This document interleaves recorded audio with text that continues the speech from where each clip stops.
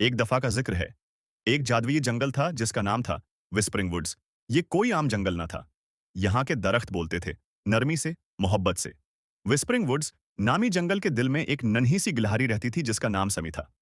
Sami एक खुश मिजाज गिलहरी थी जिसे दरख्तों के नगमे सुनना बेहद पसंद था।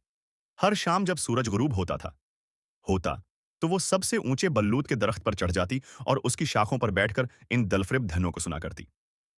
एक रात जब आसमान सितारों से सजा हुआ था, सैमी हस्बे मामूल अपने पसंदीदा मकाम पर बैठने जा रही थी कि अचानक एक नरमी भरी सरगोशी सुनाई दी, जो मामूल की मौसीकी से कुछ मुख्तलिफ थी। ये आवाज कह रही थी, वक्त आ गया है, वक्त आ गया है कि तुम मोहब्बत और मेहरबानी को दौर दौर तक फैलाओ। सैमी चौंकी फितरतान मोहब्बत करने वाली और तजस्सुस भरी थी। उसने फौरन पूछा, ये क्या मतलब है प्यारे दरख्तों? इस उम्मीद पर कि जंगल उसे जवाब देगा। दरख्त नरमी से झूमने लगे और उनके पत्ते चांदनी में चमकने लगे। दरख्तों ने बाहम गाते हुए कहा, अपना दिल बांटो, अपनी मुस्कुराहट फैलाओ, दुनिया एक रोशन जगह बन जाएगी।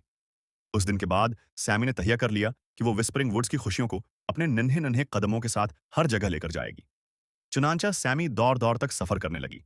वो भूखे जानवरों को बल्लूत के मीठे दाने देती, तन्हा मुसाफिरों को अपनी दिलकश कहानियां सुनाती और हर जरूरतमंद की मदद के लिए अपना हाथ बढ़ाती।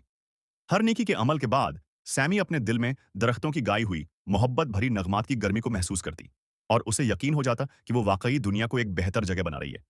जब वो अपने सफर के बाद वापस विस्परिंग वुड्स पहुंची, तो दरख्तों ने उसे खुश आमदीद कहने के लिए एक खास नगमा गाया। मोहब्बत और शुक्रगुजारी का नगमा, जो याद दिलाता था कि नेकी के छोटे बीज खुशी के रंगीन फूलों में बदल जाते हैं।